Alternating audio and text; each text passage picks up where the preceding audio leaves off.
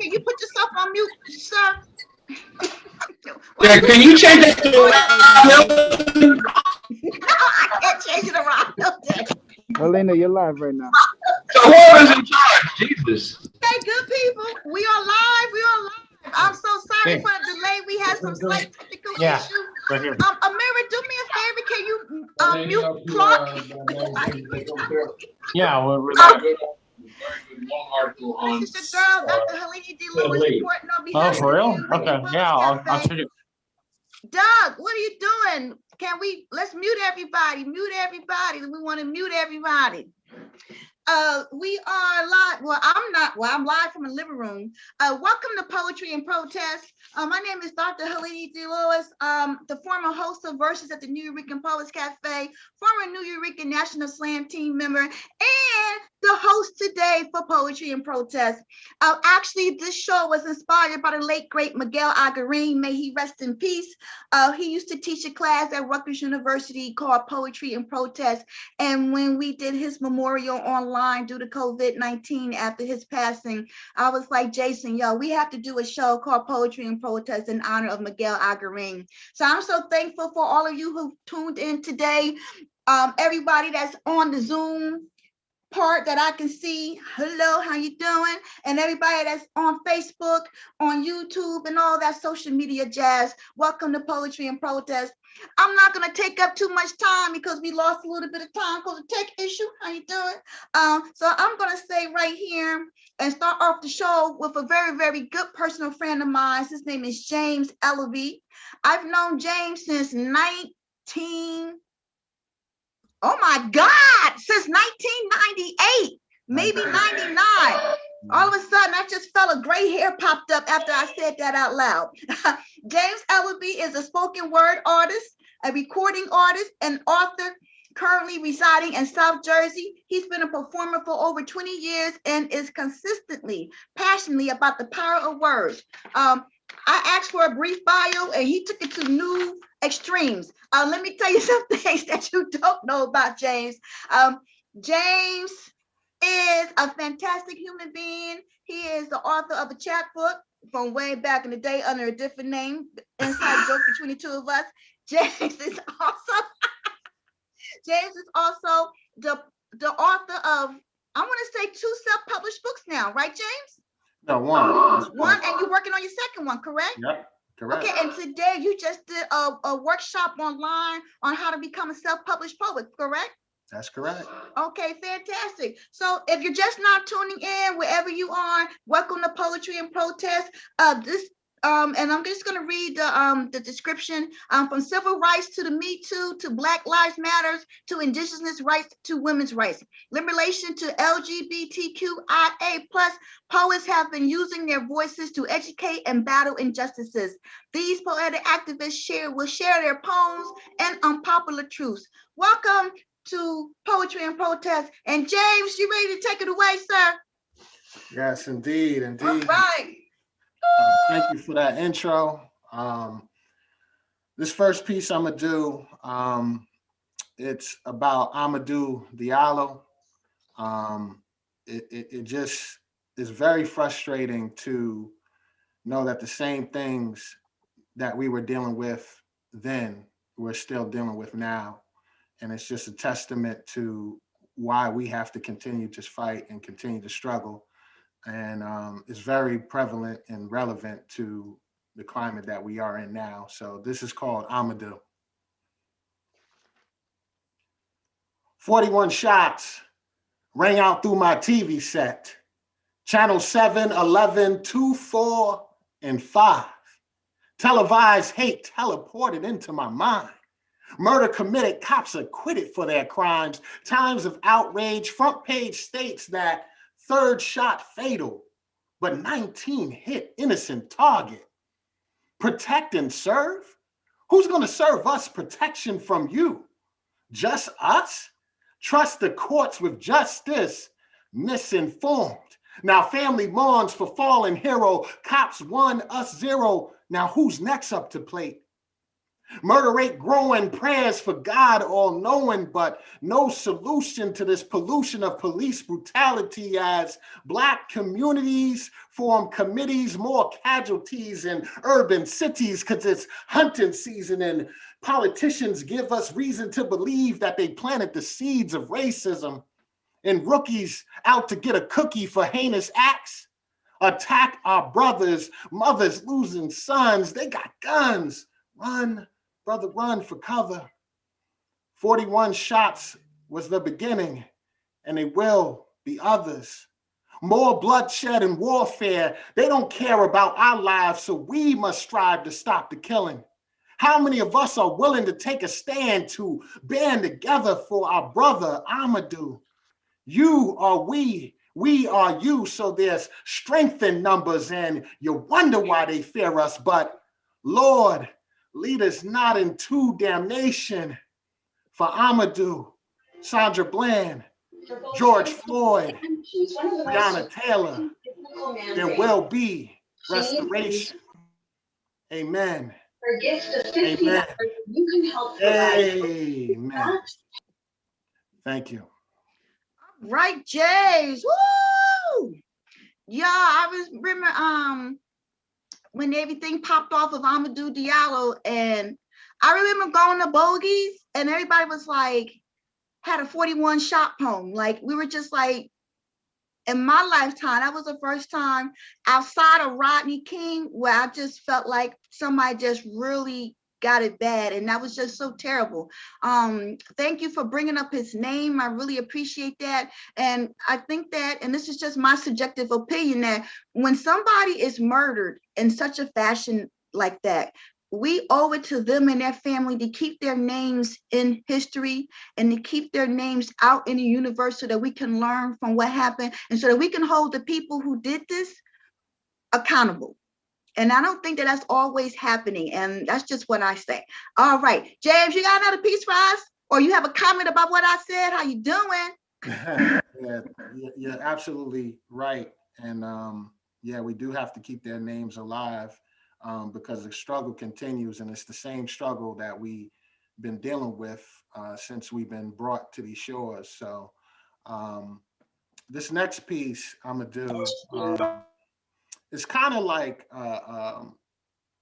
me getting some things off my chest.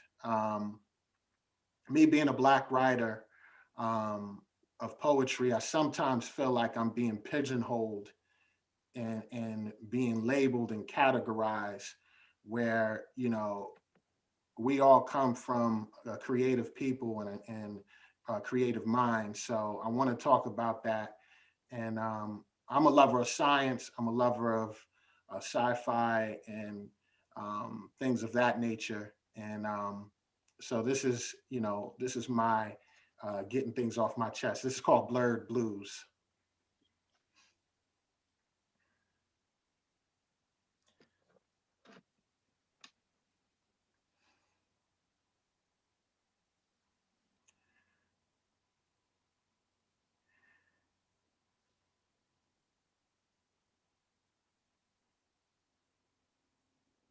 Man, I'm forgetting to open a line. Oh man. I thought you was like it's going into a zone or something. I saw you bobbing and waving. I was like, "Ooh, he about to get deep in this place." I got it. I was just searching for the words, and here they come.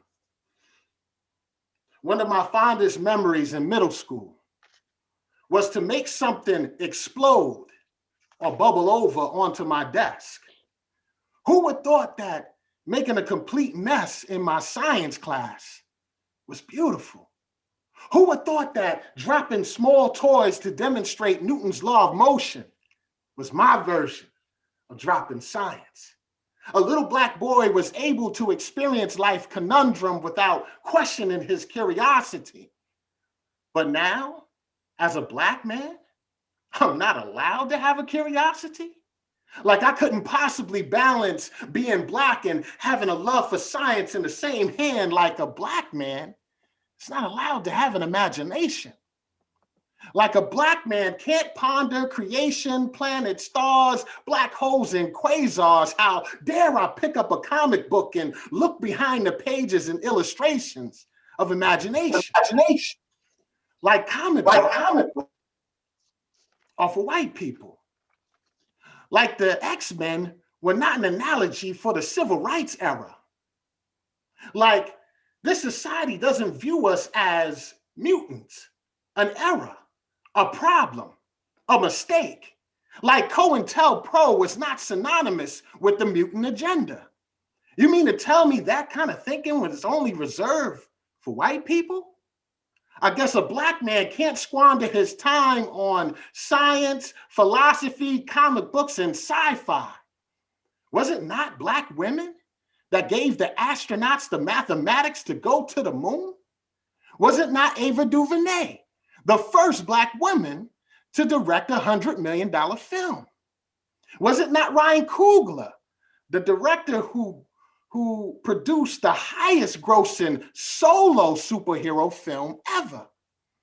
Didn't one of the greatest boxers to ever live named Joe Louis coin the highly philosophical phrase, everybody has a plan until they get hit? But I'm a black poet who's resolved to writing one-dimensionally, but who happens to have a stigma to see life in the fourth dimension. Seldom recognized or mentioned amongst his own or a true writer. To hide my thoughts at home when I know there's other blurbs out there like me, I know I'm not alone. My blackness is infinite. Just like my mind, it is infinite. It goes beyond black struggle and liberation. It understands that you can't have liberation without creativity and imagination. Just read Tiana Revdu, just read Octavia Butler, just read W.E.B. Du Bois and Maya Angelou. I guess I can't be black and think the impossible and resolve my pen to only speak about black struggle, to remain in a bubble while the greatest thinkers and creators of our time reshape our time. I guess I truly might be a blurb that has truly lost his mind. Blurred blues. Thank you. Thank you for listening. James Ellery. All right, James. I hope that you're going to be sticking around for the panel discussion. Definitely. Yeah, because you know what? Let me tell y'all, like, it's kind of interesting when you're hosting and you know someone so well, you're like, okay, I gotta act like I don't know, but I really know, you know. So if we get into some inside jokes and stuff, you know, just let us know so we can come out that box. But I'm going to try to keep it open because that's what I'm supposed to be doing. How you doing? If you're just now tuning in, this is your girl, Dr. Helena D. Lewis, reporting on behalf of the New Eurekan Flawless Cafe. This is Poetry and Protest, and we would like to take the time to thank our sponsors, the NEA, the New York State Council on the Arts, the NYC Department of Cultural Affairs, Amazon Literacy Partnership, and New York Community Trust for sponsoring our free online events. You can support us, and by us, I mean the New Eurekan Public Cafe, with a tax-deductible donation at www.neweurekan.org/contribute, or hit us up with a cash app at New Eurekan, well, the little money sign. How you doing? Poets Cafe. It is not easy trying to stay open and afloat in the time of COVID-19, and the New Eurekan, like so many other theaters and performing art spaces, is having a difficult time, but we are doing what we can to keep the show going online, and we do need your support, even though we have some sponsors. You can drop $1, drop $2, okay? We would appreciate anything that you can donate. James, listen, unmute yourself because you didn't plug your website. You didn't say how you can buy your book. You just was like, peace. I'm slipping. Hey, get you some Jinkoba. You can always support me at James C as in cat, Ella B with one E at the end.com. I'll definitely put it in the chat. Or you can reach me on Facebook, JCE as in Edward the Poet on Facebook, and JCE the Poet on Instagram. And my products is all on my website. And my spoken word musical album is on all digital platforms. But go to this website and, purchase a download, because, independent artists need those independent dollars. So definitely support, and trust me, I have some more words for you. Thank you. Love you all. And love you, Helena, always. Thank you for having me. And no problem. Don't disappear now. No, How I won't. you doing? No, I'm here. I'm all in.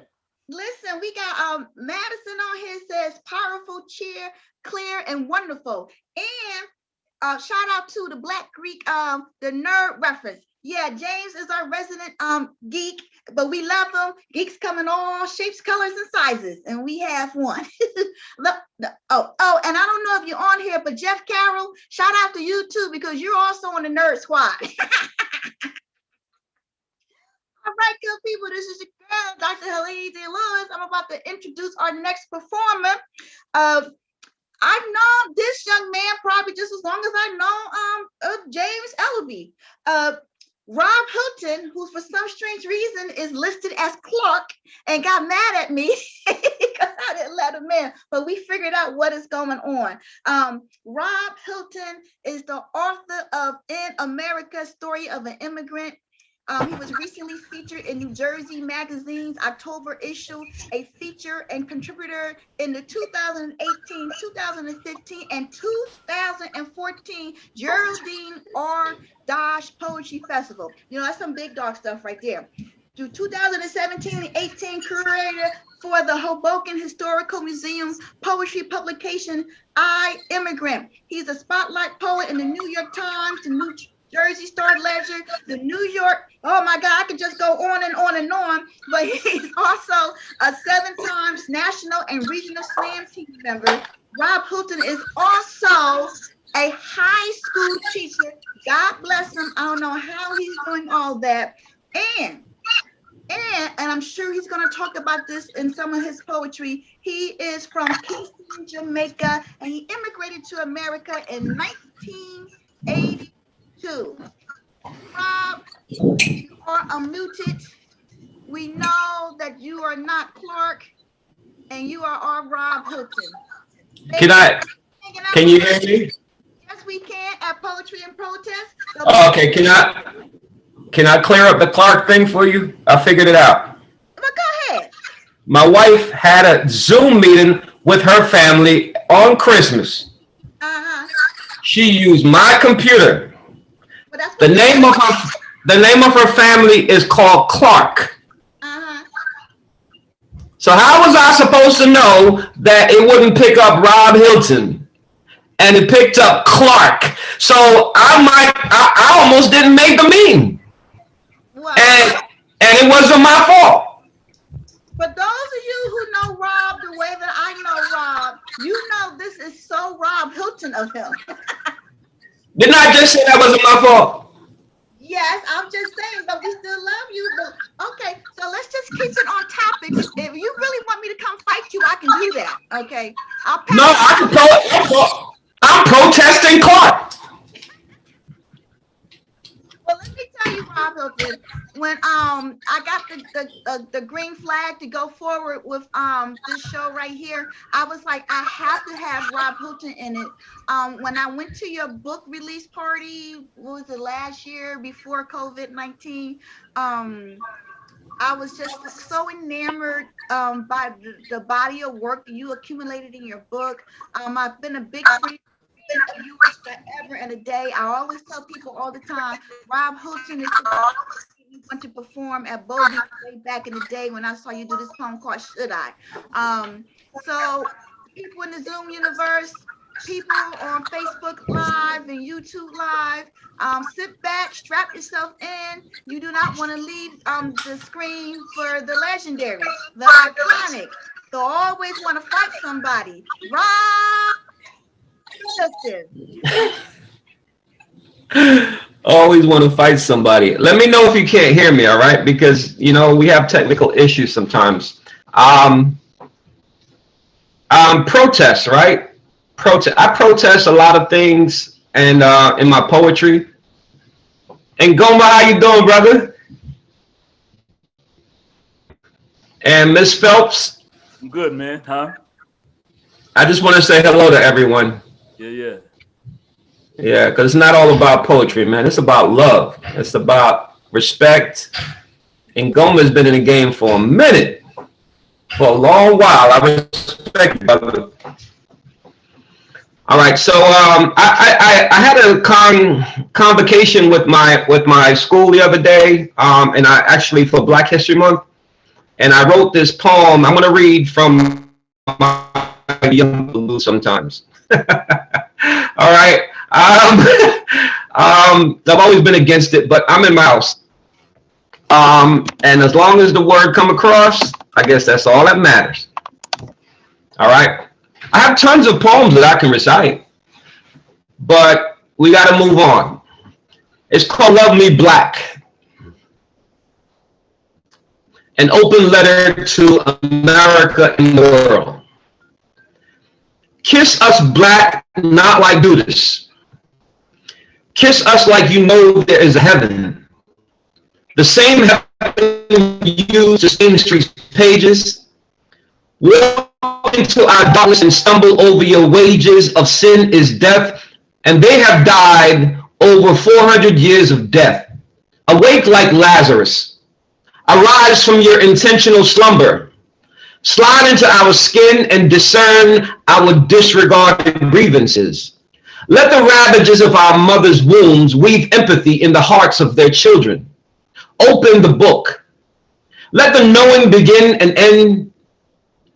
Triggers of hate, smoke of death, systems of bigotry, black fruits still hanging even now, still in the dead of winter.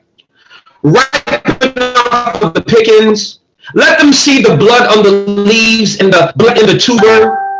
Let the blood run, soak the bindings of our book, run off the pages and stain your children's fingers. Let your children's hands be soiled with atonement and recompense.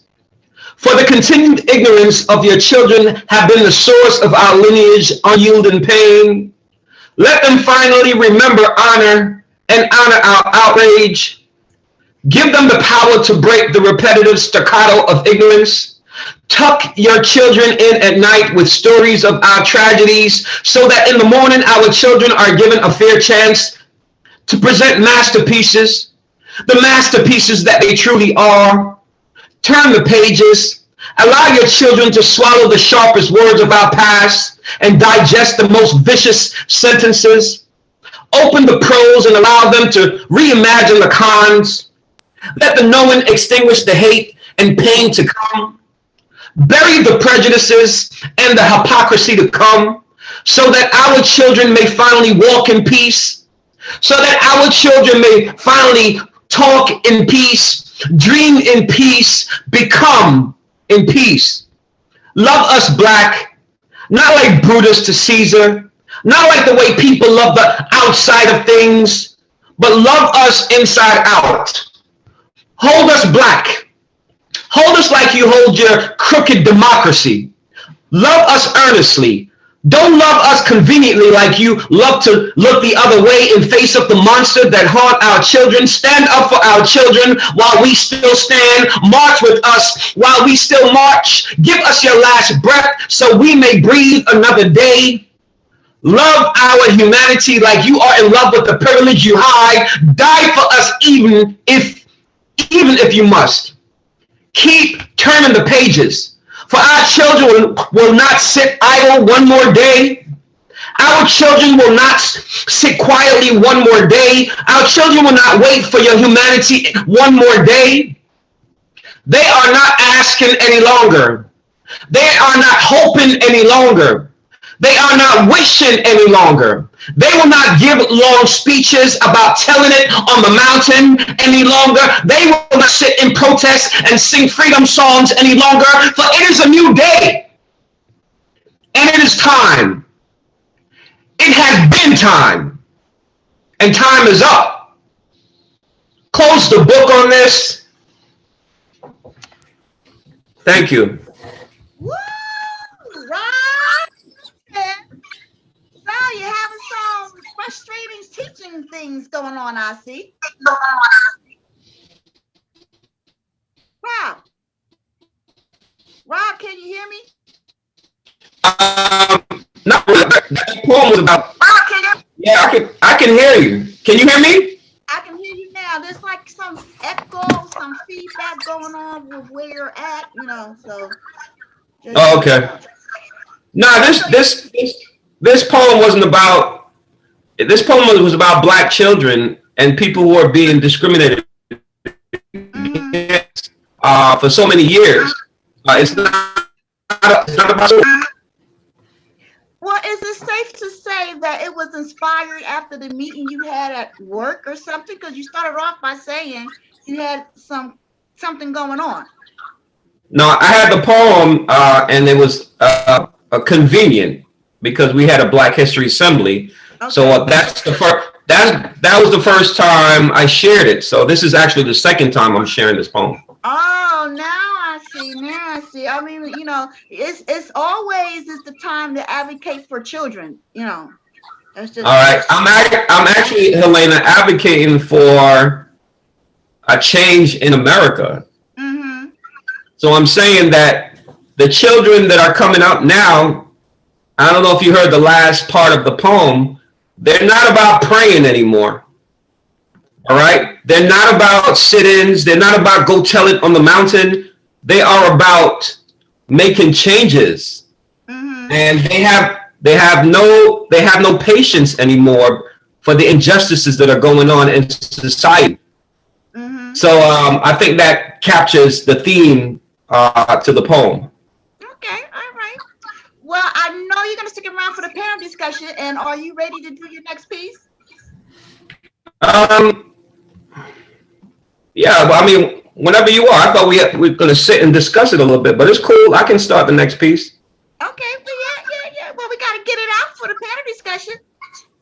Oh, okay, got you.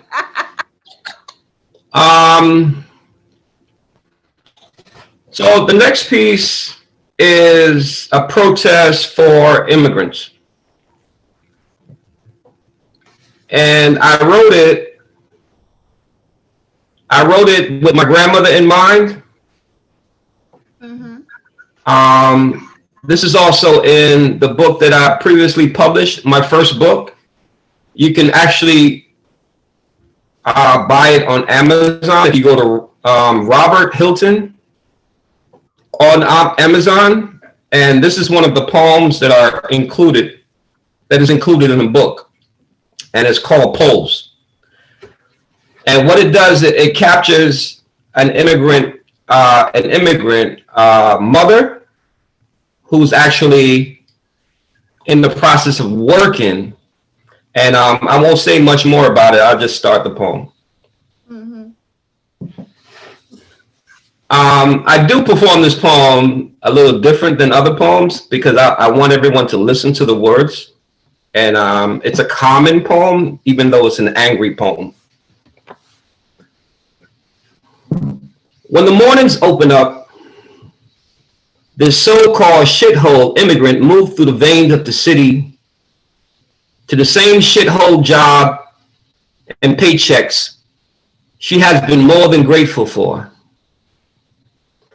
Holding on to the dignity they have been trying to pry away from her with their jagged hacksaw words and sinister stereotypes. As if she ventured on their shithole of a banana boat to be ridiculed and dehumanized. As if she left her shithole of a country to be mocked and jeered like the pile of bile they have made her out to be. She clutches the same broom that their mothers and fathers had clutched before, with their ballooned hopes and inflated dreams. Like them, she's not afraid to clean the feces that fall from the ashes of those forgetful sons and daughters of the immigrants who came before. Like them, she is trying to scrub the hopelessness away from her lineage. So her back has become nimble, like a limbo dancer. From the scrubbing and the wiping and the heavy lifting she has been doing all her life. She hears the sounds of steel drums bursting through the thickness of the Caribbean nights and bouncing off the blues of her ocean. She hears the songs of her countrymen as she works, and so she stops and she dances and she sings. This is the land of my birth. This is the land of my birth. This is Jamaica, my Jamaica. This is the land of my birth.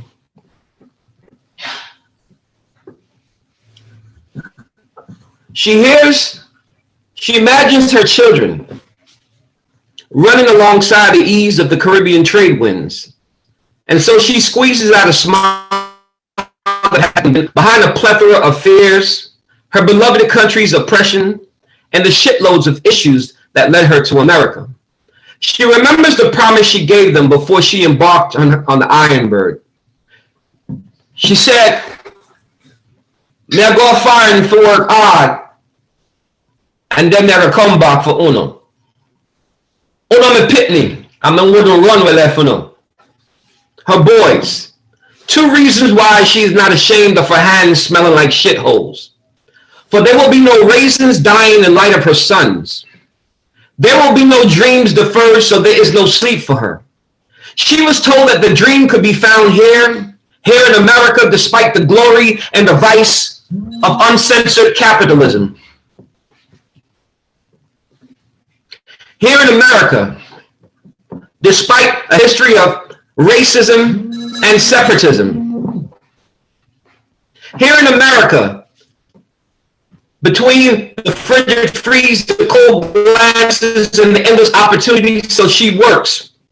She scrubs the shitholes in order to flush away the roadblocks and open up borders of opportunities.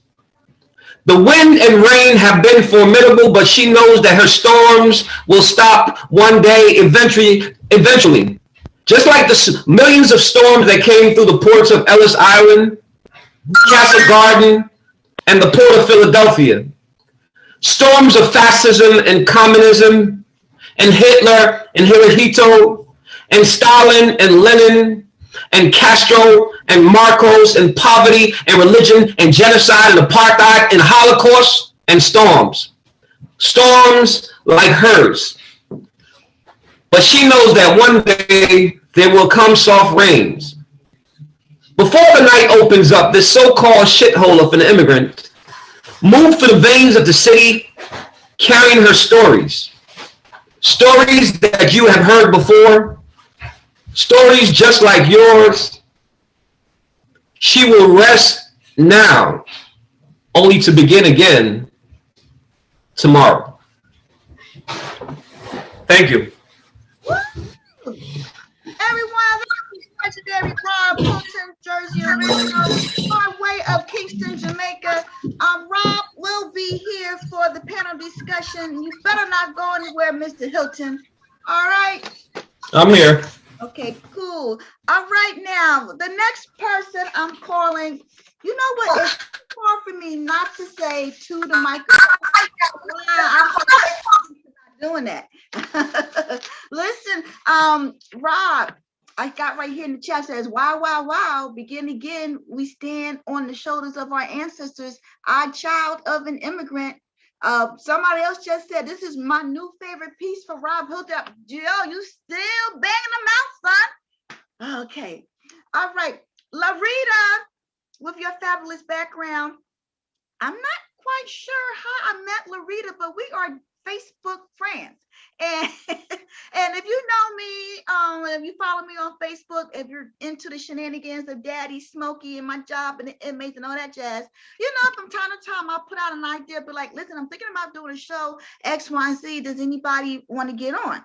And I always do that because I remember back in the day when I was a new performer, and you would sometimes you'll go to seasoned people who've been around, and they would just be so like in your freaking face, like, oh, I could not have time for that. And there's so much going on in the world right now that we have to stay united and unified. We don't have time for that. So every time I get a chance to work with somebody that I never worked before, I'm always into putting them on the bill. So I want to say thank you, Larita, for telling me, yo, this is what I do, and I can't wait to get down. And let me read your bio that you sent to me.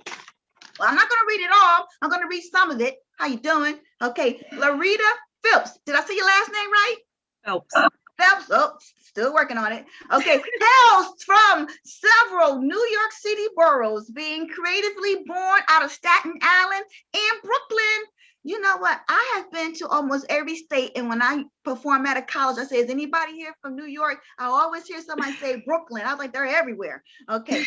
As a mother of three, that means she helped make 3 people who are now in the universe. Okay. Yes, She ma'am. has participated in various spoken word events, winning the spoken word and singing soloist categories and Staten Island's Gospel Festival several times. She was also recently published. How you doing? She's published now as a feature art author in a series called Breakthrough. The best-selling is that with best-selling author Johnny Wimbrey, life coach and motivational speaker Les Brown, and astronaut Nick Haley. I think I'm saying the name wrong, right? Nick Halleck, yeah. Halleck. Wow. Yes. As soon as I saw astronaut, I was like, wow. Okay. Ladies and gentlemen in the Zoom universe, those of you who are on YouTube and those of you who are watching us on Facebook, please give a Zoom welcoming to the one, the only Larita. Woo! Thank you guys for having me. The poem that I'm going to do first actually was written about 6 years ago, and it's sad that it's still relevant today, and it's entitled Our Rights. You have the right. You have the right to die by a hail of those rights, hang by those rights, not breathe or walk home or start a new job by those rights. You have the right to have no rights. I had the right to stay in my CRV, scared to alert the authority that my destination was waiting for me, afraid that my daughter and her bestie would see the best of me on the outside of me, only to be told that my autopsy reports was my fault, that my flesh met their fists and their boots, that it was my fault, that their tasers and bullets pierced my safety. I was born to die guilty of my own murder. There should be no fear of a rainbow, but you can't tell me not to fear the flashing red, white, and blue, not caring if the brown becomes red because the yellow fell before giving black and purple hues for not being and not wearing brass. They used to hold our hearts in our hands and give childhood goals of becoming like them. Now our babies only hold anything but dreams of making it home to give mama and daddy good nights and mornings instead of identifyings and homegoings. Courtesy, professionalism, respect, CPR. That's what's displayed on their mini tanks. But all we see is the CPR needed to revitalize those rights, to breathe, to live, to be innocent until proven guilty. When there's melanin, they're a thug or a terrorist. But when there's a lack thereof, they're qualifying as mentally ill. He couldn't help it when he bombed that marathon or shot at that school, theater, church. He couldn't help it when he prayed with them. He couldn't help it that he shot up after he prayed with his victims. He was tired. He was tired. But you know what? So am I. I'm tired of the getting the news that there were mysterious identifyings, unexplained suicides, or DWDG, death while decided guilty, or DWIPASC, death while in protect and serve custody.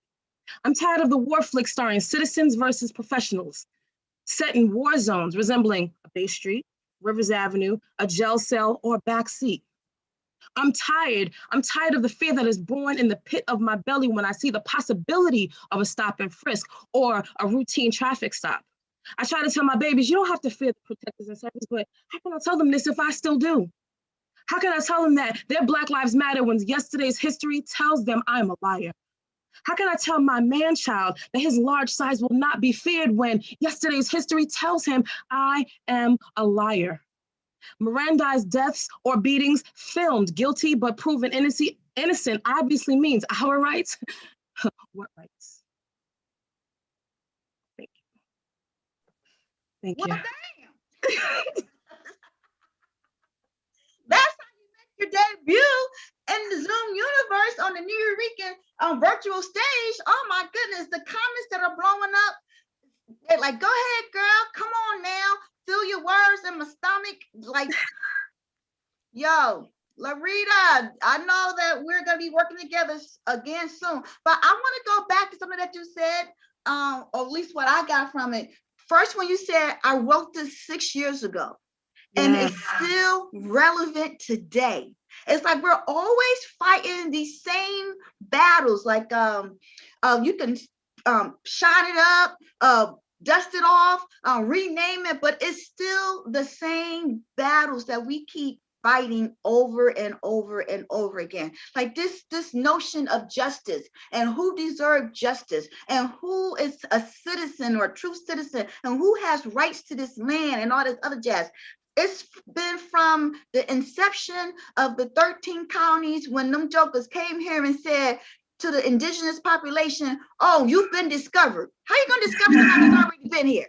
Okay. And I beg somebody to tell me otherwise, that almost every uprising or protest that we have now, or and I'm not talking about the insurrection, them jokers is crazy. Okay, I'm talking about like pro-life, for like marginalized populations or just justice can be traced back to this notion of who has the rights to this land and who is worthy. And I think that's the reason why we're still fighting these same battles over and over again, because the laws are written a certain way on purpose. You know, Right. but I don't want to get too deep because this is not really the panel discussion. I just felt like doctoring on y'all. How you doing? All right, Rita, I know you got another piece for us because you can't just do one and be like, peace. I do. Okay, I kind of figured she did because I asked everybody to do at least two. Okay. Safety. What does it mean to be safe? What does it look like to be secure? If there's no melanin, it looks like a life that's happy and free to do any and every damn thing you figure you could please to do, like storming one of the most secure government buildings in the great nation. But if you are melanated, well, it looks like chokeholds, kneeling on necks, bullet holes into this deathly state, and fucking excuses of fearing for my safety. Yeah, I cuss because I'm just so tired of being told if they complied, blah, blah, blah, blah, blah. Riddle me this though, how does a taser get used to attempt to stop the not look like me's and the chase becomes their bruised pride while the same taser gets used to privately permanently stop the sleeping man who did not attack, did not drive while intoxicated, and did not make it home because of that same differently treated, trained to kill if your ethnicity is not of the Caucasian persuasion. My son was imagined how I watched tears calling for me while the weight of the world disguised as a police officer sworn to protect and serve, to show CPR, courtesy, professionalism, and respect, but instead of having to give the CPR to attempt to revive that which was pressed through his neck, printing press, alerting the world that ain't a damn thing changed. If you're not on the blue line, behind the blue wall, chanting Blue Lives Matter within the brass stall, you're against them on the black line with the black lives that already matter. You are the thugs and terrorists. You are greeted with pepper sprayed roses and toxic gas lilies, but bullets that are rubber band manned, and that is supposed to be all right, right? Who and why do the artists have to create a yellow-based silent physical protest based on the yellow hearts of the very ones who are supposed to serve and protect, but instead steal what is not even theirs to take? Karens and Kens and Karens. These are those mofos who act like they're entitled to fake report or not cover their salt and pepper seasoned faces or simply comply. My large college man-child, my two outspoken young queens, me. We are not okay to exist, to shop, to barbecue, to swim, to walk in the damn park, to jog through a neighborhood. We are not safe to sleep in our beds, sleep in our cars, be in distress, or be the ones to call for help. So how in the hell can you tell me that we are actually supposed to be able to live when the world is telling us that we don't even need to exist in the very world that we build, we buy, we influence, and we inspire? They want to be like us until they have the chance to be treated like us. They want to date us and sex us and inject to have what God gave us, and some beg to seem seen like us, but until that all happens, they don't like it until those burdens and the murders and the oppressions and depressions and targeted and this is Spartas become their silence. We have some allies, but they will never have the same plight of my kings and queens, hailed from royalties, because safe and secure will never, ever, ever be our true history and herstory. Thank you. Woo! Larita, we have a comment here from the iconic Rob Hilton. He says, I don't know if you can read this. You see, Larita, you are the voice of generation. And I'm glad young people like you are thinking like this. Your words matter. All right. You've been stamped with a good stamp of approval by Rob Hilton. All right, good people in the Zoom universe. I just once again want to take the time to thank our sponsors. No, the show is not over. I just know I have to thank our sponsors again, because that's how we keep these free shows going. We like to thank the NEA, the New York State Council on the Arts, the New York City Department of Cultural Affairs, Amazon Literacy Partnership, and New York Community Trust for sponsoring our free online events. You can support us, and by us, I mean the New York Poets Cafe, with a tax-deductible donation at www.neweurekan.org or via Cash App, the money sign, New York Poets Cafe. I want to shout out all of our lovely performers that have performed thus far, and I want to keep the show going with a person that, what's the best way, but like, I have your bio in Goma, but I'm going to show you how far my love for you go and the work that you do and how you bring awareness to so many different issues and so many different things. Y'all not ready for this. Look, can you see it in Goma? I still have paradigm shifting. And from time to time, I still play FBI and the CIA. There ain't no justice in the USA. Free Mo Mia. And I think that Ngoma was the first performer that I ever heard that was talking about protests in the purest of forms on so many different levels. And I had never even heard of Mumia until I listened to Ngoma do this poem at Bogies. And then that made me go home and do some research. And that made me look up some other things. So the power that we have in words as artists and creators to educate and to shine light on issues is, it's just never underestimate the power of that. And with that being said, let me read Ngoma's bio. Ngoma is a performance poet, a multi-instrumentalist, singer, and songwriter. Artivist, I loved how he said artivist, he didn't say activist. Artivist and paradigm shifter who for over 50 years, y'all hear me?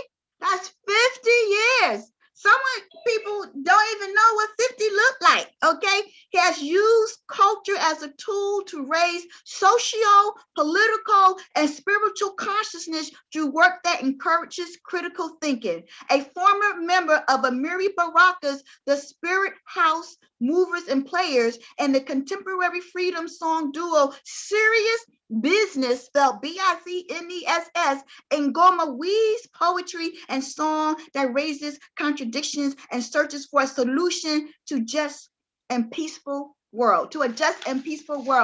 People, if you have never, ever experienced the art of Ngoma, all I got to do is say, clean your ears out and get ready. Ngoma, you got to unmute yourself. I just asked to unmute you. All right. Oh, Ngoma, thank you so much for doing this for me. I'm just so happy and thankful and enamored with your presence every time I am around you. And I don't want to say all your CDs, but I have at least 6 different Ngoma CDs. Okay. Okay. All right. So how y'all doing? So since it's Black History Month, I figure I'd start out with this piece. It's called Where I Come From. Oh, freedom. Oh, freedom. Oh, freedom over me. And I'll be buried in my grave, and I'd fight for the right to be free. I come from back of the bus and colored water fountains. I come from segregated toilets and no niggas or dogs allowed. I come from segregated and unequal schools with hand-me-down books. I come from sit up in the balcony. I come from you can't buy a house in this neighborhood. I come from you can't eat at this lunch counter. I come from go around the back to get your food. I come from picket lines, bus boycotts, and fire hoses. I come from freedom rides, freedom songs, and jail cells. I come from we've been buked and we've been scorned. I come from we shall overcome. I come from black fists raised high, little Bobby Hutton, Fred Hampton, and George Jackson. I come from street fighting and rebellion.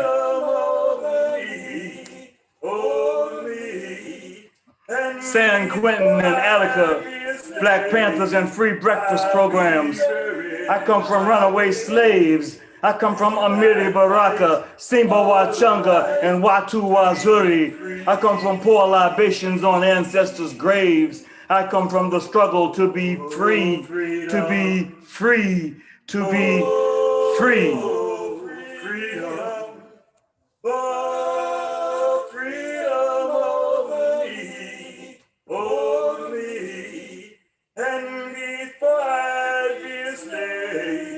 I'll be buried in my grave, and I'd fight for the right to be free.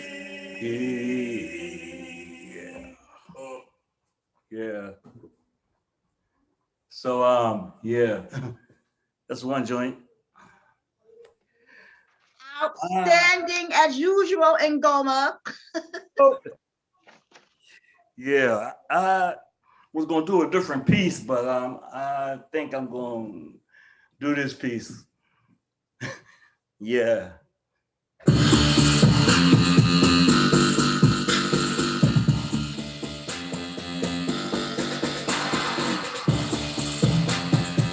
This piece is called The Real Black Panthers Ain't in Wakanda.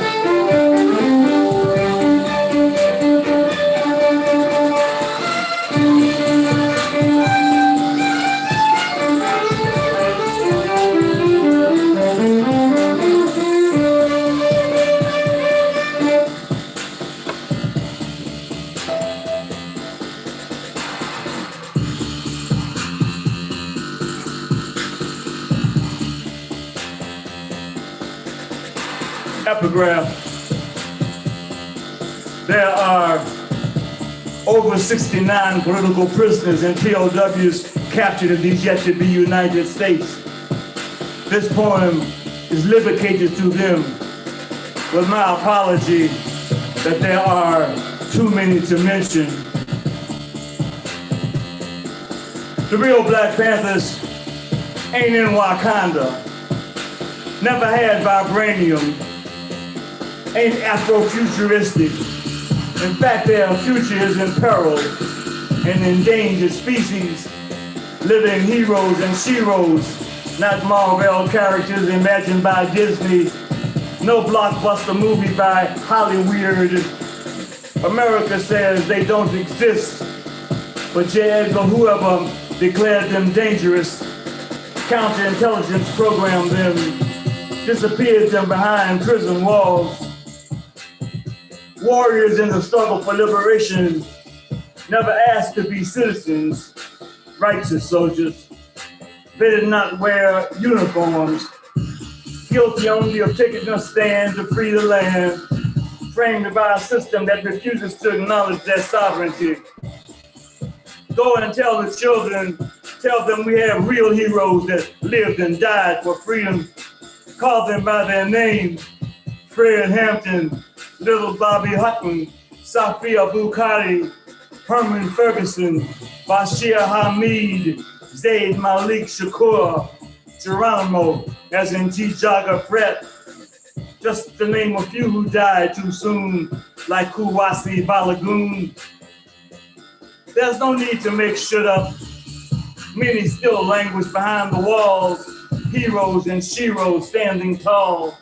Mumia Abu Jamal, Russell Maroon Schultz, Herman Wallace, Matulu Shakur, Jalil Mutakim, Robert Seth Hayes, Imam Jamil Al-Amin, Rochelle Sinkay McGee. Some locked down almost half a century. Yes, my friends, there are real Black Panthers. This is only a few that need to be freed. And they damn sure ain't in Wakanda.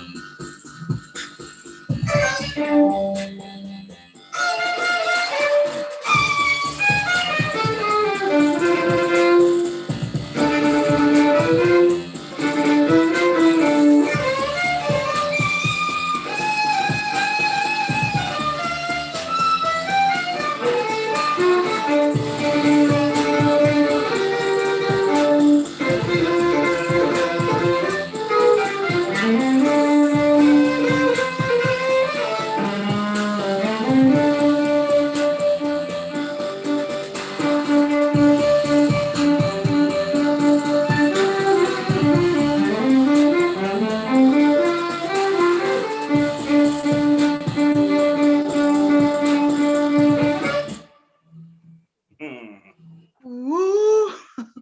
I don't even know what to say. No. Say. Poetress was just jamming up in there. Poetress, you got something to say? Because you were just like, Yeah, I love Ngoma, man. I'm a big fan. I've seen Ngoma many places. Hello, Peace King. That was dope. Please. How y'all doing? Amazing. Amazing. Thank you for that. Thank you. and Goma, I don't know, I can't remember. It might have been maybe a year or two ago. I can't remember. But I was in my house in my bed, and I just saw like on Facebook. It was like Ngoma is going to be performing in Newark, New Jersey. I got up, I took a shower, and I was like, I got to be there. And when I was sitting in the audience watching you perform, and everybody was just like staring at you. It was young, middle age, older crowd, and everyone was just so in awe. I want to say like, I don't want to say like they were in a trance, but they were just soaking up everything that you were saying and doing. And from what I can see from about the gallery view, from the people who had their cameras on, they were doing the same here. And I just want to thank you for kicking the doors down for us to come through, especially with being a performer. I know in the early days of Bogies, like some people from New York didn't want to mess with us, but you was one of the first ones who came over and showed us mad love and was always willing to give us your advice. And I so thank you and appreciate for all that you have done for me personally and for all the poets that came out of Jersey as well. Mm-hmm. Well, thank you. You're welcome. That's kind of like my job is to open the doors, not just for the artists, but for people whose minds are shut too. That's what I take on as my mission. Well, I you're doing it specifically to raise social, political, and spiritual consciousness. I don't write about silly, dumb shit. Yeah, no.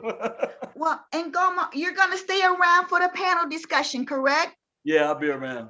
And by panel discussion, y'all, I mean, it's going to be very brief, like 15 minutes. And then I'm going to see, like, do we have any of our lovely people who's on the Zoom universe with us, if they want to get on the open mic list.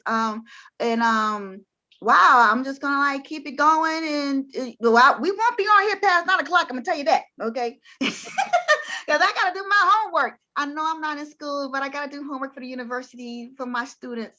To all the teachers and all the educators out there, I know it's a difficult time, and our students need us now even more than ever. I just want to put that out there. I don't know if you're experiencing what I'm experiencing on the college level, where the students are just like, I don't want to say clueless, but they clearly need a lot more support. And I think even after COVID-19, they're going to need even more support, because they're losing, especially on the elementary level, like important social skills. You know, I'm a little bit worried about that. All right. Speaking of teachers, this next sister, Amira Shabazz, I don't know when was the first time I met her, but I'm going to say I've known her for at least the last 3 or 4 years. And you know how you meet someone and you're like, yo, that's a cool person right there. Like, I got to keep them close. That's the feeling that I had when I first met Amira, and evident by early on, for those of you who was in the tech and we was having some issues, I was like, yo, I need you to co-host. And she was like, okay, I'm going to do it. I know she didn't want to. I did. Because that's who she is. And for those of you who don't know her like I know her, let me read her bio. Amira Shabazz Blau, am I saying your last name correctly? Okay. Yes. Is originally from Newark and now resides with her family in Central Jersey. She is a Newark public school teacher and a graduate from New York Institute of Technology, Bloomfield College, and the University of Phoenix in Phoenix, Arizona. As an educator, she facilitates technology-based education in STEM sciences, which is very important. And I want to say also for young girls is very important as well. She is the published author and illustrator of the book Breathing Through Concrete, an anthology of poems, a published illustrator and a photographer specializing in capturing life's moments digitally through art and the power of spoken word. And we know her as the person that's always behind that camera, but she is also known to rip down a microphone at will, anytime, any place, just because. Please welcome the one, the only Amira Shabazz. Wow. Thank you, Helena. Love you. Love you. What an intro. Wow. I'm just going to get into this piece. This piece was written this year for Black History Month. Actually, it was written on Martin Luther King's birthday as a response to some of the feelings I had about us celebrating just one of our famous people in history. So I'm just going to get right into it. It's entitled, This Ain't No I Have a Dream poem. This ain't no I Have a Dream poem. Dear Reverend King, happy birthday, Reverend King. Happy birthday. But this right here, this ain't no I Have a Dream poem. Dreams deferred are like tsunamis when unleashed, quaking and rushing, leaving no time to think. What? Not today. I stood with my hand crossed, folding and holding my heart, pledging my allegiance to a flag that never alleged anything to me. No, this right here, this ain't no I Have a Dream poem. Singing, we shall overcome, never appealed to me. Get it? I was 10. Hand over heart, words splat, lift every voice and sing, knowing all along I was born by the river in a little tent. And oh, just like the river, I've been running ever since. Cause mama and them cried and sang the blues, watching views of Kennedy and Cook and Malcolm and Herbert Lee and Medgar Evers and James Chaney and Viola Luso and Fred Hampton and the unknown Robert Spike and Wallace Jackson until Emmett Till in open caskets.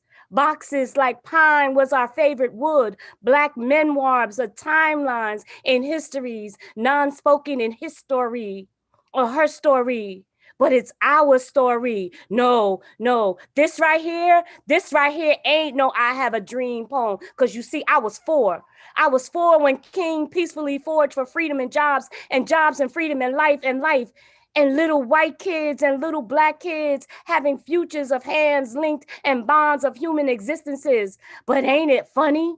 Ain't it something when they were not talking about me and free and free and me? Because you know, I have a dream that one day, but this right here ain't no I have a dream poem. Because you see, I was 6. I was 6 when someone yelled, "Get your hand out my pocket!"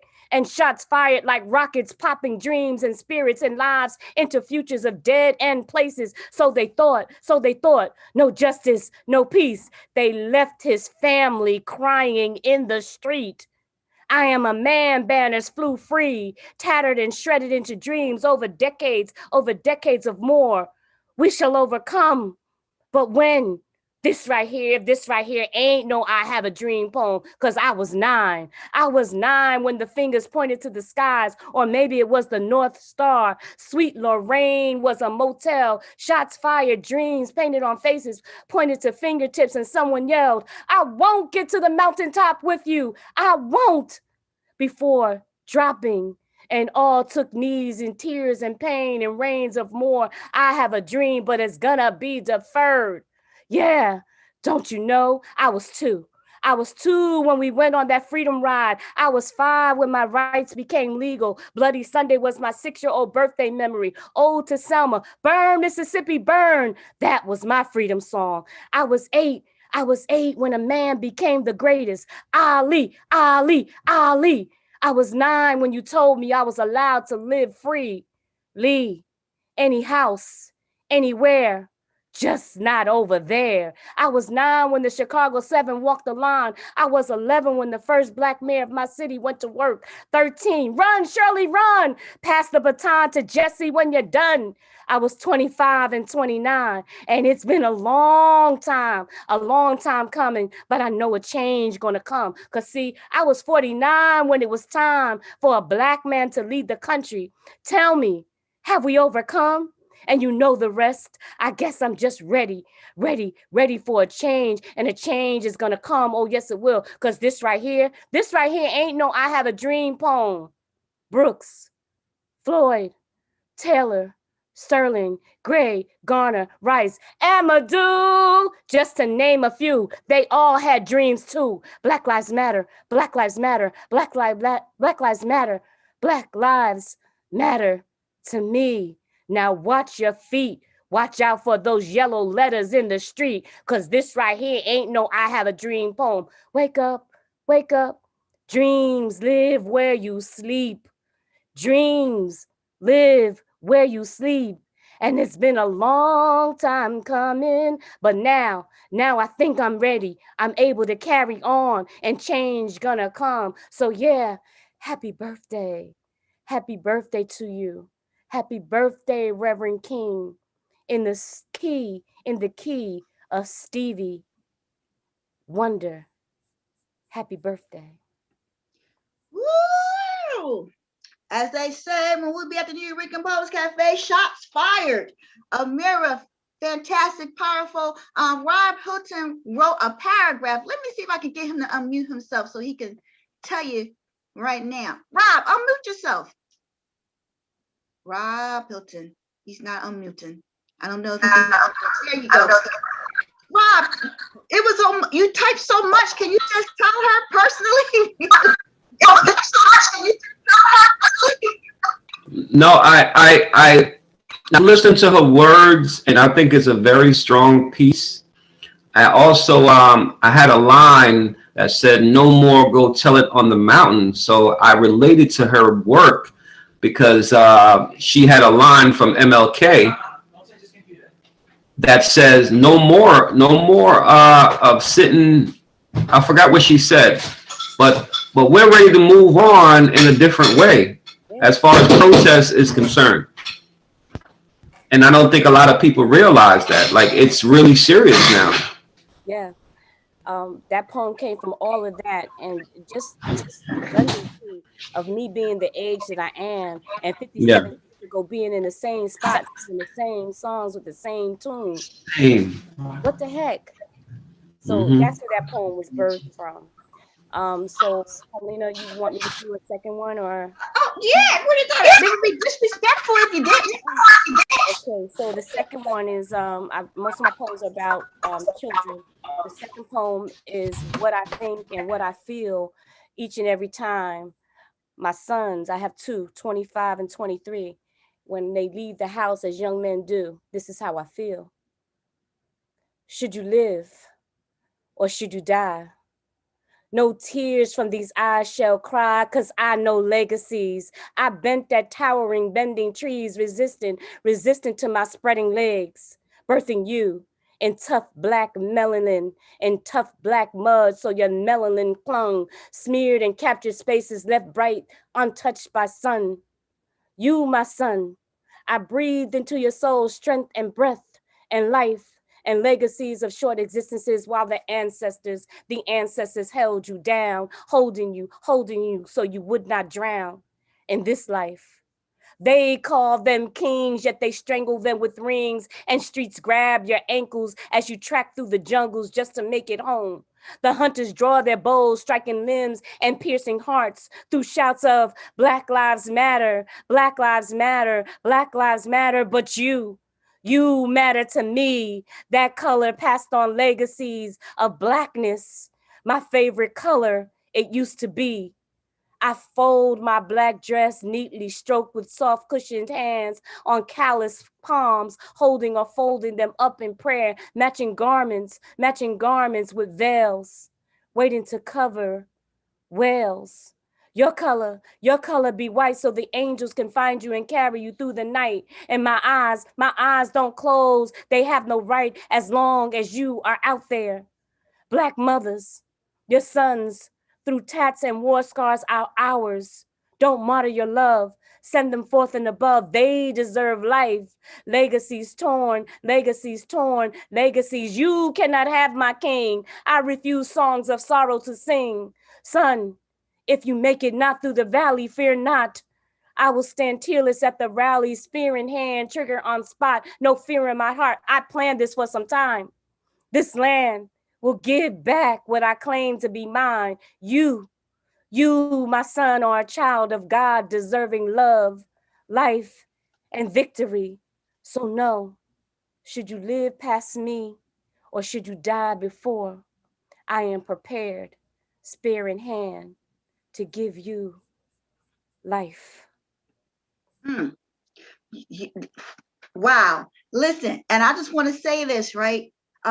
Your book, okay? I've been using your book at my agency for my poetry class and having the Wow. clients, like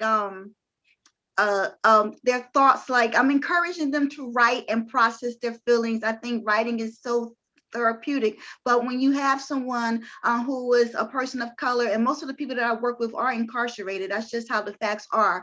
And for them to know that you wrote the book, you published the book, that you did the illustration, like it's been inspiring my ladies to want to write their own book of poetry when they leave prison. So I just wanted to share that with you. Thank you. I make sure you get a couple of copies to share with your clients there. Oh They Lord, you're gonna deserve it. cause a They fight. I can deserve see it. them now. Dr. Lewis, please. Thank you guys for um, appreciating. I want to, Douglas, I know you're not feeling well. I don't even know, I don't even see your name anymore, but we had another performer, Douglas. He texted me. I just want to send out some healing energy towards him. Fantastic dude, fantastic. He's a photographer as well, and a video. He did the videos for my shenanigans and my reels. And if you see me on the stage lately, and there's some pictures of me, like I'm like this and that, Doug is the one who took those photos, and he wasn't feeling well, but I saw that he tuned in. So I just wanted to give him a shout out, let him know that I wish you just feel better, Doug, because I love you too. Before we go into the panel discussion, I would like to share a piece. Today, I was part of the 41st Marion Thompson lecture series for Rutgers University, and I was commissioned to write a piece. So I would like to share, if you don't mind. All eyes on America. How did we get here? It's been 45 days 45 days since 1/6 this date I would never forget. Like 9/11, I would never forget. I would never forget. I'm scarred permanently.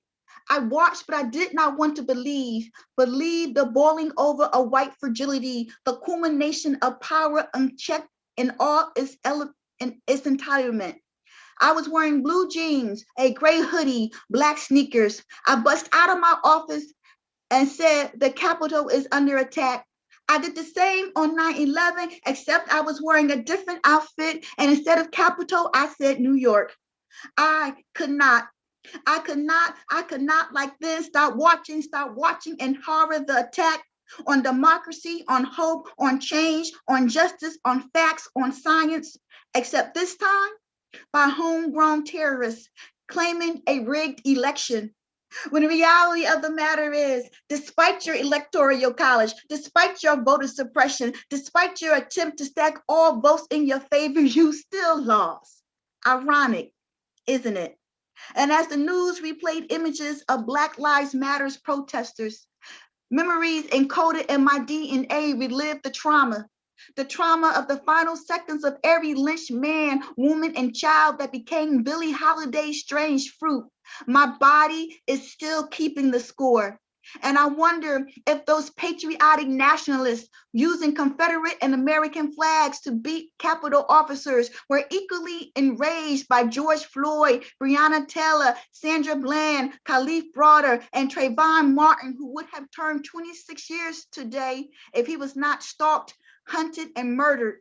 I will forever say their names. I will forever say their names. All eyes on America. How did we get here? I still can't find the words.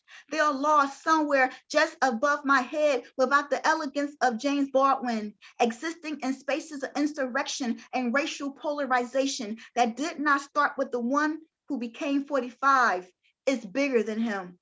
All eyes on America. All eyes on America. How did we get here? This normalization of hate, this fine line between right for some and wrong for most, this caste system of racial hierarchy, the have-nots versus the have more than necessary, and policies for benefit of an assumed superiority, this fragile democracy in all of its glory.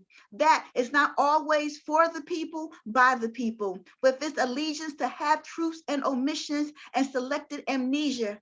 All eyes on America. How do we get here? This push and pull between progressive social movement and backlash of right-wing agendas. This remembering of history in the eyes of the victor turned victim whose 13th state citizenship has morphed into a reality show called Make America Great Again. I'm sorry, I cannot say amen to that. To Jim Crow, to water hoses and German shepherds, to slave states, to slave codes, to poll taxes, to church bombings and little girls dying, to Tulsa, Oklahoma, 1921, to being 3/5 of a person, to forced labor, to 1985 and the move bombing, to more bones at the bottom of the Atlantic. I can't say amen to that. All eyes on America. All eyes on America. How did we get here? Is the answer in the unmarked, forgotten graves of slaves and indentured servants? Is it the reason Flint still does not have clean water? The victims of the Triangle Shirtwaist Factory or the Radium Girls of Orange, New Jersey? Is it in Barry Goldwater's Southern Strategy, the political alignment of conservatives, the unsolved murder of Marsha P. Johnson, and every trans and cisgender woman? I wish I could pay it no mind, but I need to know, is it in the unedited version of D.W. Griffith's A Birth of a Nation? Is it Manifest Destiny, Provisional Whiteness, co-signed with the blood of indigenous people who did not get the memo that they have been discovered because they were not male and white and immigrants in the land of their ancestors, as colonialism took what was theirs and replaced it with settlers, genocide, broken treaties, starvation, sickness, false assimilation, and trails filled with tears. All eyes on America, all eyes on America. How did we get here? This notion that some of us deserve a bigger slice of this pie than others. All eyes on America, all eyes on America. How did we get here? My forefathers and foremothers could not pass, so there was no initiation into whiteness. From generation to generation, we stayed Black. From the soles of our feet to the palms of our hands that give shapes to fists on posters, knowing as one, we cannot afford not to be burdened with the revisiting of history and all of its shameful moments. For we are living in the now that was created in those moments. All eyes on America, all eyes on America.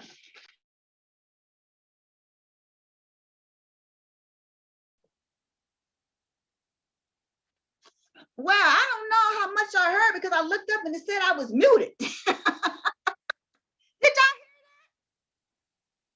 Okay, I don't know what I did. All right, so good people of the Zoom universe, thank you for hanging out with us. We're going to do a brief, and by brief, I mean a 15-minute panel discussion. And then if you are interested in getting on the open mic, just put a hand up or tag me in here and let's see what we can do. We're not going to be able to get 1,000 people on, but I'm sure we can get 1, 2, or 3 people. All right. Oh, but I want to say this before we start moving forward after the panel discussion with the open mic. I need to see a video of your face before I unmute you, because I don't want no more naked people dancing across my screen like last time.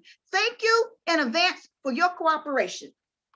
All right, good people. I'm going to ask to unmute Baba and Goma. I'm unmuting Amira Shabazz. I'm unmuting Loretta Phelps. I'm unmuting James Ellerby. I'm unmuting Rob Hilton, aka Clark. Let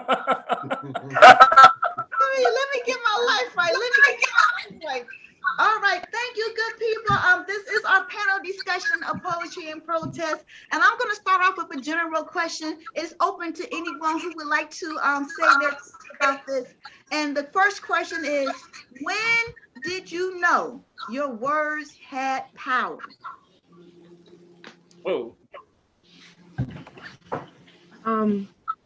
Well, I discovered that actually doing pieces in church, believe it or not. My pastor and first lady are some of my biggest supporters, and doing the gospel fest and gaining my courage and actually coming to your open mic the one time years ago, and I was very shy, and I did a piece that I had just written called Mistakes, and it was, you guys were very receptive. So me doing certain pieces and being told that, dang, that's how I felt. Dang, you told my story. Thank you for saying that.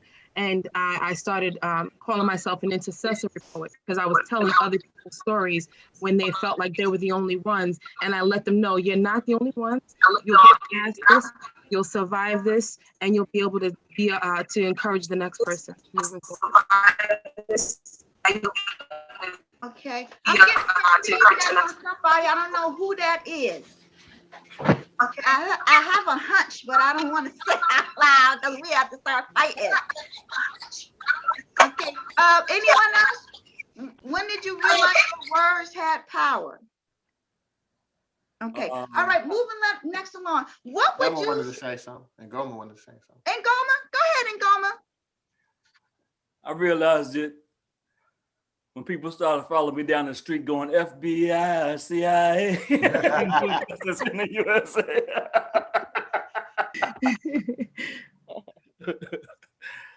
No, I realized it really very early on because I was fortunate enough to work with Amiri Baraka, and as a member of the Spirit House Movers and Players. And in order to be a part of it, you had to audition. And when I auditioned and I made the cut, I realized, oh, I must have said something that made sense, that might have moved people. So then I kind of started from there. trying to do this. Mm-hmm. And basically that's when I figured it out. You know, it's like, Okay. oh. I would like to pose this question. When you are writing a piece, do you sit down and make a conscious effort to make it a political statement or a statement on social justice, or are you just trying to get something off your chest? I can answer that one. Go ahead, James. A lot of times it's either moved by an event or some outside stimuli, and it's like the words just are burning inside me and I got to get it out. So that's usually where poems of protest are created from me, from me. Mm-hmm. Yeah. Okay. Anyone else? James is being like usually James will be like give you a 30-minute answer. I'm James. I'm like, you are really condensing your stuff. I'm proud of you. He's like, does anyone else want to take that? Sure, if I may. I have two grown children now. One's 23. I have a 23-year-old daughter, 19, soon to be 19-year-old son, and a 12-year-old daughter. So it's like when things happen in the world, and like when Tamir Rice was murdered, my son was the same age. So that hit for me like that could have been my baby. When they did the shootings and when the shootings happened, and I think it was Connecticut, and those 6-year-olds, murdered in their classroom, my daughter was 6 years old. So anything that usually transpires, it pours out. I'll be sitting there, I may wake up from a dream, and 9 times out of 10, I do most of my writing overnight. So that it just pours out. Whatever comes out, it just pours out onto paper or my phone or wherever I am at that time. Okay. There is something out of, I am very well known for being a comedic performer. Like, finger my cooch, flip your nipples off. If people know me back in the day, and I write these plays that have like these undercurrents with social work themes in them. And I'm setting up the question to say, do you find that people try to pigeonhole you or put you in the box, or you just a funny poet, and then when you do something like controversial or political, they're like, oh, we didn't know you had that in you? Or if you are a political power to the people type person, if you do something a little lighthearted, are people looking at you like, yo, what you doing? Yep. You're gonna have to give more than a one. A yep is not gonna suffice. Well, I didn't cut discussion. Definitely pigeonholed. I'm definitely pigeonholed. Am I not muted? I'm definitely kid power. Emotions run high when dealing with young people, and their hearts are broken, and my heart is broken, and the poetry spills out from there. And then the other side of me is I'm just sick and tired, and so that activism comes out, and I don't have any love poems. So that's what I'm gonna say. That's me. I don't have a love poem. My poetry is all emotional, based on lives that have touched me and molded me and changed me in some kind of way, and the fight for human justice, and for people like us just to be looked at as we are, human. And that's it. Yeah. Well, even my love poems are political. I've been pigeonholed, but it's okay, because that's the reason that I do what I do. Yep. And primarily, if you write, the question is why do you write? And who is it that you're trying to reach? And are you actually trying to give people information? I try to give people information. So not only do I vent my anger or my displeasure with what's going on in the world, but I try to give you something that you can chew on, rather even in my love poems have some, political something up in it. That's just that's why I do what I do. Mm-hmm. Okay, thank you, Ngoma. All right, good people. Now everybody here did 2 pieces, right? Mm-hmm. And when you're setting up your lineup, or you deciding you're going to perform, how do you decide which poem that you want to do first? Or how do you decide which poems you want to do today? Oh, I'll go first on that one. I didn't know. And I remember in Broadway when Mike asked me to come and do something, and I was going to be going against Roddy, and I almost died. And I called James. I was like, James, what could I do? Like, she's gonna kill me. So he said, Amira, do this poem first, do that poem next. You want to do a poem that gets the attention of the people, so a fiery piece, and then you can do your more mellow piece, and then end with a bang. And so I've been following that rule since I spoke to James when I was a nervous wreck, and it's been okay. So that's my answer for that particular question. And I got that from Rob and Big Mike. So Got that from Rob and Big Mike. I think a lot of times when people are, let's say you're doing a feature, and I'm going to talk about, when you get booked and you're like, they're flying you out and they're transferring you stuff. And most shows, when you are flying out, you're looking at doing like 45 minutes to an hour. And for me, especially if I'm on a university campus, the first thing I do when I get to the campus is I want to see if they still have a hard copy school newspaper. I want to see their most recent school newspaper, or I want to go online and see if I can download their school newspaper. And usually when I get there, I place the order of my poems based on what is relevant inside of their school newspaper.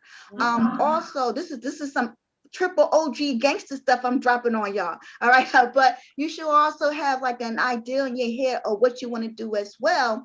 And I find that when I'm writing, especially when you go on college campuses, sometimes they'll tell you, listen, stay away from this topic, stay away from that topic. So I ask before I even get on stage or whoever is bringing me down there, what subjects are off limits? And some people be like, well, I don't want to do that because, it's my art and I got to let it all out. But if you censor, if you take that stance, okay, you're never going to get some stuff out sometimes. And maybe you can't do your hardest hardcore piece. Every place is not for a sex poem and things of that nature. But what I find is that when you respect the venue and respect the school, 9 times out of 10, the students are seeking you out to hear other poems and get other information from you as well.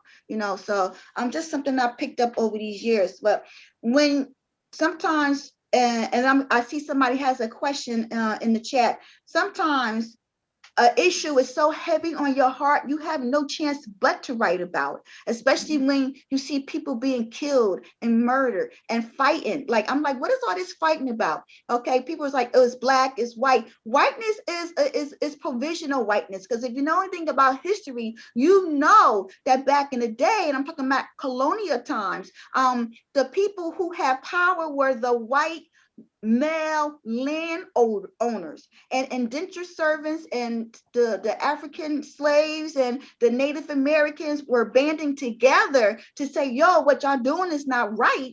And then they had to say, well, listen, we're going to mix something called provisional whiteness. I'm sure they didn't have a meeting about this, but then it was like, because you share a skin tone that looks like us, that is us against you all. But when it really is, it's poor versus those people with money, power, and influence. So I don't always like to get caught up in black and white and things of that nature, because I really think at the core essence of it all, it's about who has the power and control and who's willing it. Sadly, I can't hide my skin. But if I'm Irish, or if I'm from Scottish or someplace like that, and I am of a lighter hue, I can hide in my provisional whiteness. All right, let me see this person who got their question here that I don't see. It was a long question. Okay, here we go.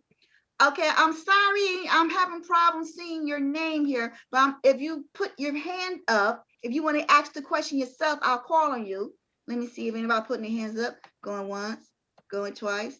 Okay, no hands up. Okay, and the person said, you see a hand up? Oh! Yeah, there she is. Oh, there you go, young lady. Okay, let me unmute you. Ask to unmute. Okay. Now, how you say your name?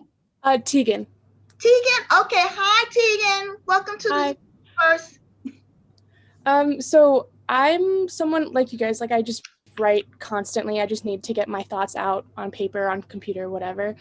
But as obviously I'm white, I like to write about social change and movements like that. But how do you think I can do that without like speaking over or like stepping on the toes of people of color and just like people who have actually experienced the things that I want to write about.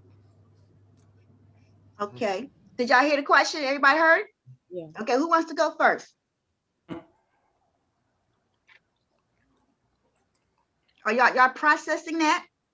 Rob Okay. said that. Yeah. Okay, because I'm like, Yeah. yeah, okay, well, let me dive in. Okay. As they would say, hello, ally. Okay. Okay. First things first, right? I think that whenever you are coming from a pure heart, people would know that. So I don't think it's about stepping on toes as much as it is about letting people know that these are your views and that you share them with people of color as well.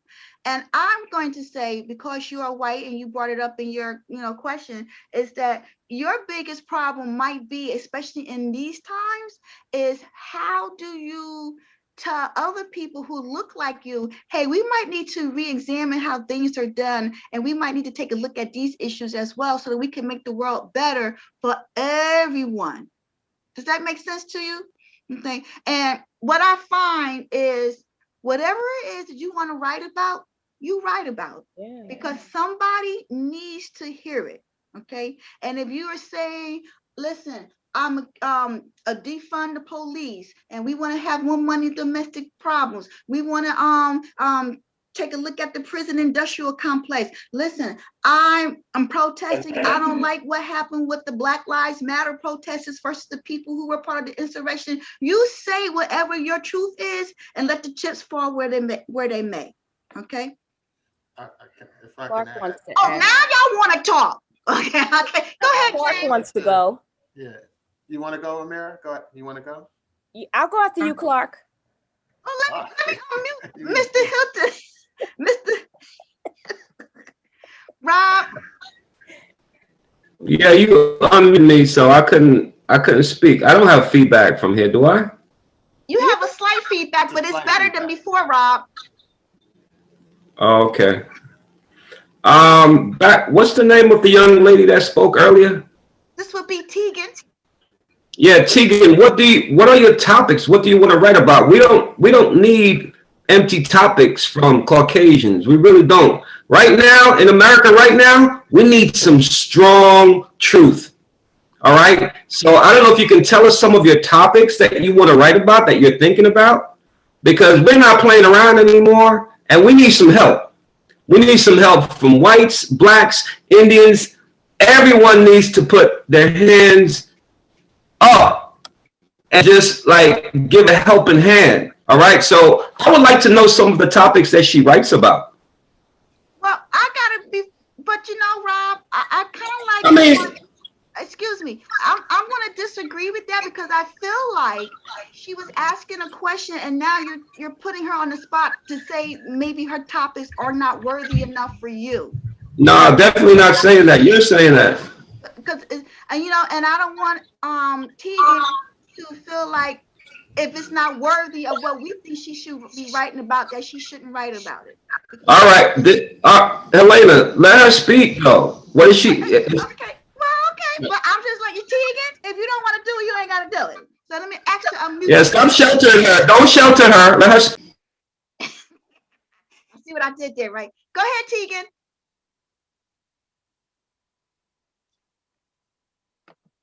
Tegan? So mostly because I've kind of like grown up in the climate of, so I guess I'll preface it by saying that a lot of my family is from a little bit further south. I go to school in Harrisonburg, Virginia. And so their outlook on like police involvement, that kind of stuff is a lot more conservative than my own. And so I try and write about like different perspectives from them, like police brutality and just like trying to, from like a point of view as if I were to give them this piece of writing, like I want to help them understand like this isn't normal, like this is not okay that this is happening on such a wide level. And so that's one of the biggest things I feel like I need to write about. And then a lot of it is maybe a little bit more niche, like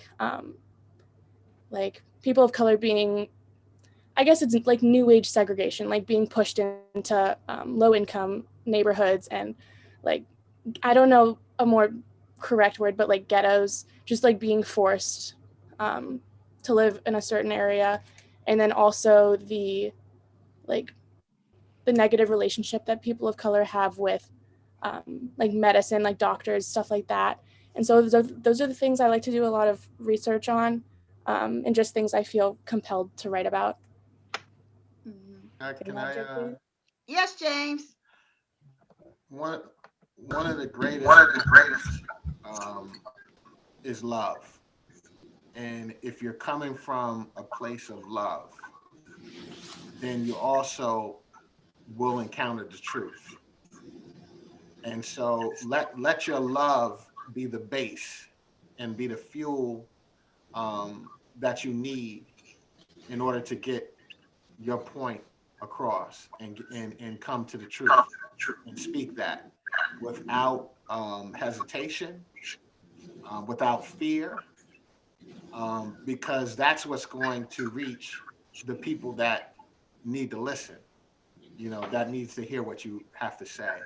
And that, that's not just with, the Black community or that's any people, whenever you want to reach anyone, if it comes from a place of love and from that place of love comes the truth, and just do it without any hesitation, do it without any fear. That's what I agree with James. And thank you, Tegan, for sharing that. And that's what my first poem was about. When I say teach your children, that this is teach your children about the past, because we need more children like Tegan. Tegan looked like she's no more than 25. So in my eyes, she is a child. And we need people like Tegan, all right, to go out and spread the topics that she mentioned, all right, are topics that I love, all right, and I hope she's passionate about it, because we need some people on the front lines here to change America and bring America forward, all right? And those topics are on top of the list. And I just wanted to hear it from her mouth. I think it's good to hear it from the person who, it's good to hear it. See, and I thank her for that. And I thank Tegan as well. And we are out of time, and I want to make sure I get Mahal Kita on. But I want to say this to everybody that might be listening in the Zoom first. Poetry and protest isn't always about Black and white issues. Okay, there's people who are disabled who need to be protesting. There's people who are indigenous who need to be protesting. There's so many different ways that we can be protesting to make the world a better place for everyone. And I just want to encourage anyone out there that if you have, as James says, love in your heart, and you want to protest about something, the most simplest thing, the act of protesting that you can do is register to vote and make your vote count. That insurrection was really about the fact that, well, part of it was this man did not win the election. Okay, make your vote count, run for office, and do something to spread something other than hate in the universe. And now I know I'm not saying your name correctly, so you're gonna have to tell me how to say it, Mahal Kita. So please forgive me if I'm for mispronouncing your name. I'm asking to unmute you. Hi, how do you say your name? You said it right, Mahal Kita. Oh my goodness, I feel like I should get a gold star. Oh, yeah. I gave it to myself. Okay, you have a poem for us? Yeah, I do. Just want to say something real quick. I live in Seattle and I grew up, I'm also Puerto Rican descent. So this is a trip for me because I've always wanted to be on a New Yorican cafe, but it's never happened because I live so far away. And when I try to get in on the Mondays, like they fill up in 3 seconds. So this is the first time I get to read. So it's like, wow. Okay, well, I'm going to give you, but this is not your first time reading on a Zoom or on an open mic, is it? No, but it's the first time a New Yorican cafe, yeah. Okay, well, I want to say on behalf of the legendary New Eurekan Poets Cafe, welcome to the Zoom universe that is the New Eurekan Poets Cafe. Everybody, clap it up for the one, the only, Mahal. Thank you. And Mahal Kita means, the name is, my father's from the Philippines. Mahal Kita in Tagalog means I love you. So that's what the name means. So more stuff. All right, here we go. You can't be liberated and use the N-word. You can't be liberated and use the N-word. You can't be liberated and use the N-word. You can't be liberated and use the N-word. My daddy ain't Jay-Z. My daddy ain't Drake. You claim to be free, but I know that you're fake. You can't be liberated and use the N-word. N-word this and N-word that. You ain't got the common sense of a cat. You can't be liberated and use the N-word. How many Jews call themselves shade lamps? How many Jews call themselves concentration camp stamps? You can't be liberated and use the N-word. Internalizing hatred makes no kind of sense. You may as well join T-Rump and Mike Pence. You can't be liberated and use the N-word. You claim to be so down, so progressive, pro-Black. You lost your vision when our neighborhoods were flooded with crack. You can't be liberated and use the N-word. My guides are Biko, Nasser, Mankiller, and Hamer.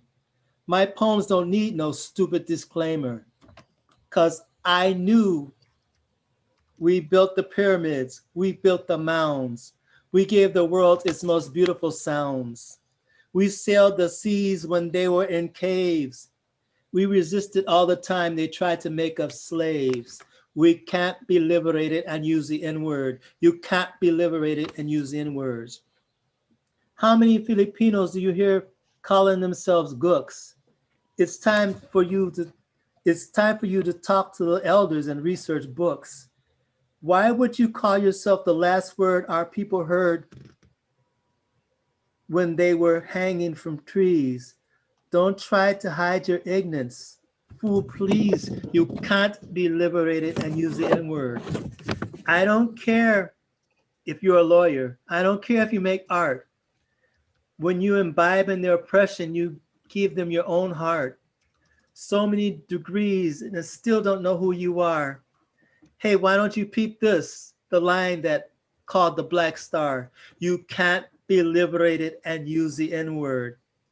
Words convey history, power, energy. Ain't no mystery when you see the synergy between what comes out of your mouth and how one thinks. And when you catch up with the stench, it really stinks, because your shitty view of the world permeates the air. And when you gaze upon me, you'll see a death stare. Because when push comes to shove, you ain't on my side. Your psyche emits the essence that you cannot hide. Because you can't love yourself and use words of self-hate. Because what it means is you really hate, you really emulate the people you claim to be so different from. Yo ho ho, but no barrel of rum, because my mind is clear and I won't imbibe from that spirit. Never drank the Kool-Aid, smoked poison, no, never got near it. So don't waste my time with excuses for saying that word out loud. Just close your eyes, shout it to the skies, and make the KKK proud. You can't be liberated and use the N-word. You can't be liberated and use the N-word. You can't be liberated and use the N-word. You can't be liberated and use the N-word. That's it. Thank you for having me. All right. Thank you, Mahal. Thank you for, sadly, we have run out of time. So we're closing the show. Mahal, what a great way to show it out. I want to say thank you to the one, the only, the legendary Ngoma. Ngoma, make sure you tell your wife I said hi. I haven't spoken to her in a while. Okay. Amira Shabazz. Hey! Amira Shabazz, Lavrita Phelps, the one and only my good friend James Ellaby, the one, the only Jersey original, Rob Hilton. I still go, Rob Hilton. And I want to send some love out to Douglas C. Kala. I know he wasn't feeling well and he signed in, but he was supposed to perform. And I know he would have ripped it down as well, because that's how Doug does. And Poetress for dancing and clapping and thumbs up the whole time I saw you. Everybody couldn't see you like I did, but I saw you. I want y'all to be safe out there. I want y'all to be kind to one another. I want y'all to remember that we are in it together, and there's more people who think like us than the people who stormed the Capitol. And with that being said and done, if I could find my favorite song by the one, the only Patti LaBelle, it was, I used to play it at, well, maybe not. Oh, here it goes. This was the song I used to close out verses every time that I did it. It's called What Can I Do For You by LaBelle. And I think that we need to be looking at each other from this perspective. What can we do for each other? How can we lift each other up? How can we make the world a better place? Y'all be safe. Tegan, love you. You can always hit me up with an email, info@hdlpoet.com. I see you, Madison. I see everybody. I want y'all to take care. Thank you, New Rican Poets Cafe, for letting me do this show. And y'all be safe out there. Teresa, I see you. Madison, I see you. Bumpy Singer, I see you. Helen, I see you. Miss Sheehan, I see you. Nikki, I see you. Valerie, Ellen, Nicole, Barbara, Nikki over there, D. Hudson, Matt, Rob Simmons, or is it Rob Simon? I don't know. Valerie Hernandez, I see you. James Brown, I see you. John, I see you. Stacy, I see you. Ryan Lewis, I see you. Raymond, I see you. Nee, I see you. Y'all be safe. Remember, we need more love and less hate. This is your girl, Dr. Helena D. Lewis, reporting live from my living room with my dog, Smokey.